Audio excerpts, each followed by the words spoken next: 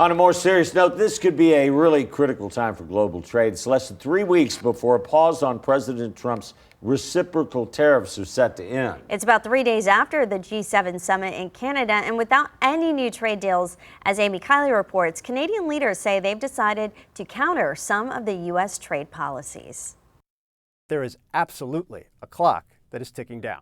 With trade deadlines looming and no G7 summit deal, Canada is retaliating against the U.S. On July 21st, it's set to impose new tariff rate quotas on steel. They're for countries that don't have related free trade agreements with Canada. That could make American-made steel less appealing to Canadian buyers. We're going to adjust them to levels consistent with the progress that's made at that point on the broader trading arrangements with the United States. U.S. duties on Canadian steel and aluminum are 50% right now. Two officials say Canada has proposed swapping defense spending for relief from those measures to no avail. The U.S. and Canada are committed to reaching some kind of trade agreement in 30 days after talks during this week's G7 summit. But analysts say a number of world leaders are disappointed that gathering didn't produce any new U.S. deals. For many of those leaders, they saw this, and their delegation saw this, as their last opportunity to have some time to sit down face-to-face, one-on-one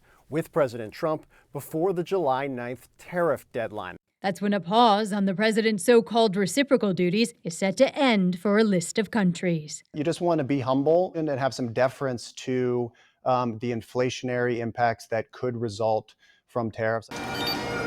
Amy Kiley, KENS 5.